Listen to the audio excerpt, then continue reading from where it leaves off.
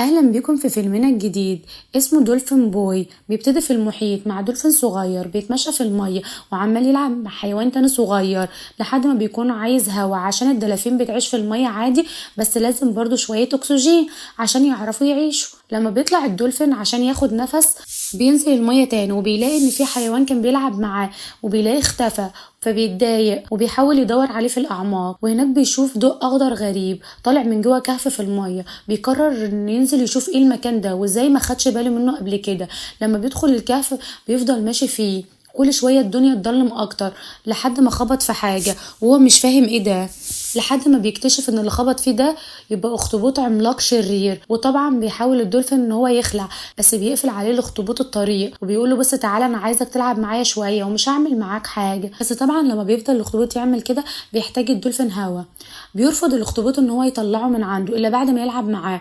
بيفضل الدولفين ينادي على اي حد يلحقه، ومن حسن حظه كانت مامته معديه من هناك عشان تدور عليه. لما بتلاقيه هناك بتهجم على الكهف عشان يهرب الاخطبوط بسرعه من هناك. بيفضل الدولفين يحكي لمامته كل حاجه حصلت وازاي الاخطبوط ده مؤذي وكان عايز يقتله، بس مامته مش بتصدقه عشان مش بتلاقي الاخطبوط في اي مكان، وتقول لابنها خلاص ما عدتش تيجي هنا تاني لحد ما تبقى جامد. بعدها وهما في الطريق وراجعين مكانهم بيكون الاخطبوط مستخبي فوقهم، وبيفتح قفل كان ماسك شويه مواسير عشان يوقعها على الدلافين ويقتلهم. بس مامته بتاخد ابنها جنبه وتفضل تهرب بيه من المواسير لحد ما في واحده بتكون خلاص هتخبط فيهم، بس بتعدي الام بابنها من جوه الماسوره.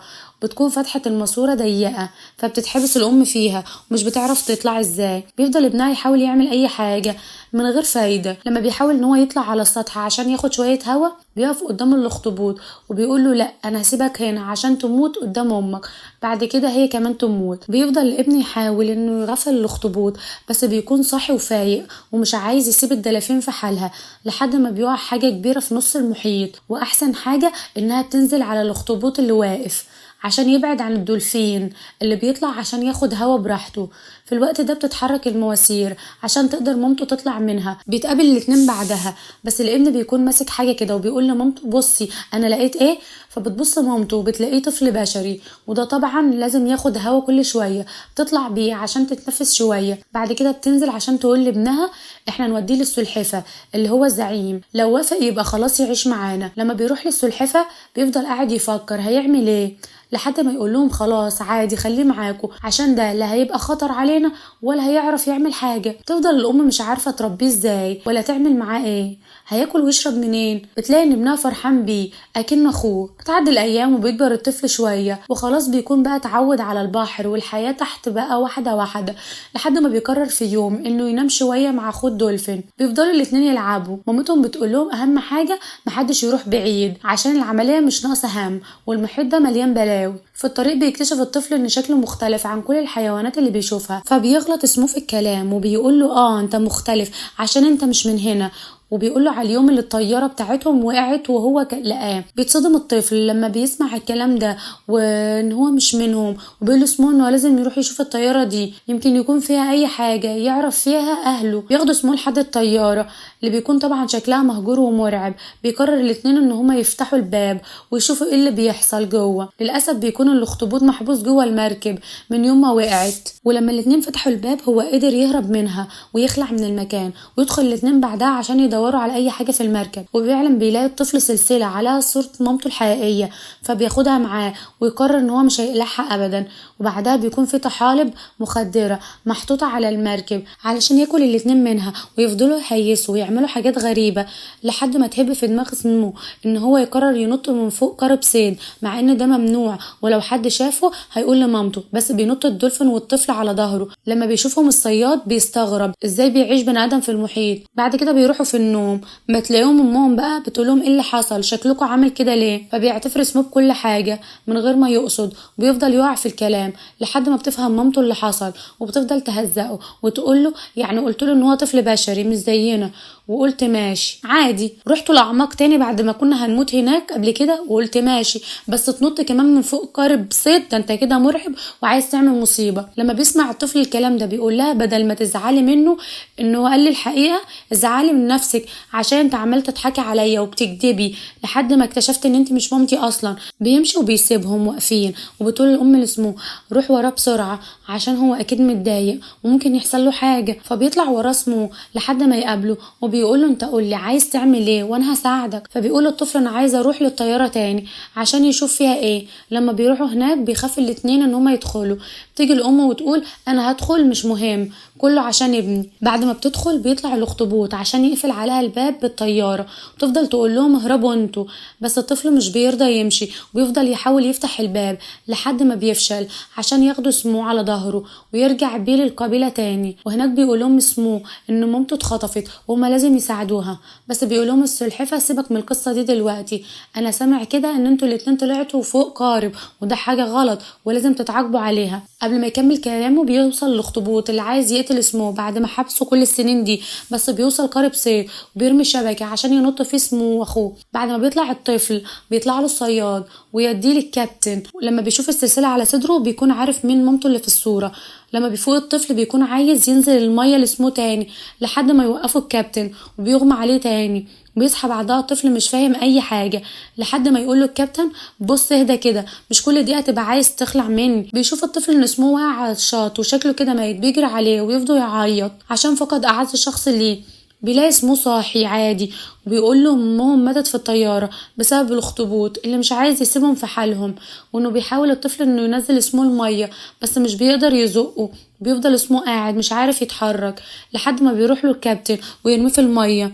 لما بيكون الطفل خلاص نزل معاه عشان يرجع للمكان اللي عاش فيه طول عمره بيشاور له الكابتن على السلسلة، فبيفهم ان هو يعرف مكان مامته. لما بيشوف اسمه الكلام ده بيقول له خلاص روح انت دور على مامتك علشان انا مرضاش ان انا اوقفك عن المحاولة. فبيقول له الطفل انه هيجي عشان يزوره. لما بيلاقي مامته بيروح بعدها الطفل مع الكابتن اللي بيروح يقعد في الكافيه بتاعه وبيفضل يحكي لاصحابه انه بحار جامد قوي، بس الحظ النحس هو اللي جابه هنا لما القارب بتاعه اتدمر في حادثه.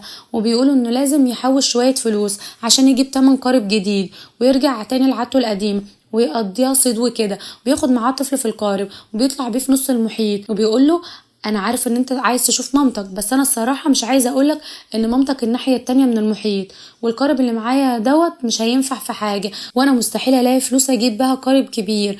الحل الوحيد ان احنا نشارك في المسابقه ونكسب الجايزه، ودي بتكون مسابقه تجميع قواقع وصدف. فبيقول له الطفل ما تشغلش بالك بالمسابقه دي واعتبر نفسك كسبت خلاص. وبيروح بعدها الطفل لاسمه وبيقول له انت لازم تساعدني عشان اشوف مامتي ولازم اكسب المسابقه. فبيقول له اسمه انا مستعد اعمل اي حاجه عشان يخليه يشوف مامته تاني. يوم المسابقه بيقف كلهم هما مستعدين وبيقف جنبهم الطفل اللي كله مستغرب منه ايه اللي دخل الاطفال هنا لحد ما بتبدا المسابقه عشان ينزل الطفل تحت الميه ويغيب جدا. وطبعا الكابتن مستنيه فبيطلع بشويه قواقع كده يقدر يكسب بيها، بس بيعدي الوقت لحد ما بيطلع الطفل بعد ما المسابقه خلصت عشان يتضايق منه القبطان. بس بيقول له الطفل انت سالت الاول انا ايه اللي اخرني. بيفتح ايده عشان يطلع منها شويه لقالق وبيقول القبطان انت دلوقتي ممكن تروح تشتري بيهم المسابقه كلها. قبل ما بيفرح بيهم ويبيع ويعمل احلى صفقات بيلاقي داخل عليه مركب القراصنه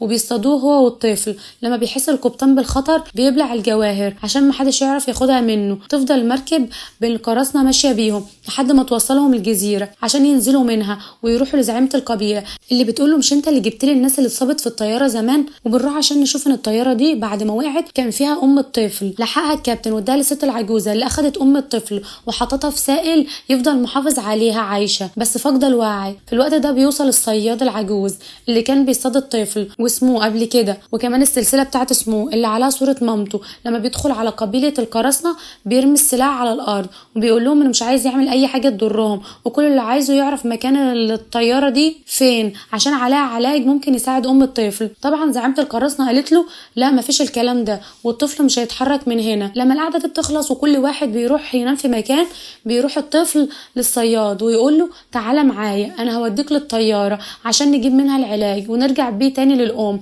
وبيروح الطفل عشان ينادي على اسمه في المحيط وبيقوله تعالى بسرعة عندنا طلعة ولازم نوصل للطيارة عشان فيها علاج هيشفي أمي. وبينزل الاتنين في الطيارة تاني وبيفضلوا ماشيين بالعافية لحد ما بتكون في فعلا ازازة علاج، فبيطلعوها بسرعة. وبيروح الطفل عشان يدي الازازة للصياد ويطلع يركب معاه القارب. بيرجع بسرعة ينقذ امه، بس الصياد بياخد منه الازازة ويرميه في المية وبيقوله انت هتصاحبني ولا ايه وعايز تروح معايا في كل حتة.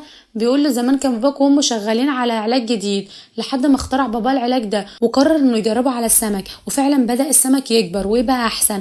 بس المشكلة ان السمك بقى عدواني وفي يوم هاجم على باباه وقتله. وقتها بقى قررت مامته انها تاخد معاها كل اللي اتبقى من الدواء ده وتتخلص منه بالطيارة.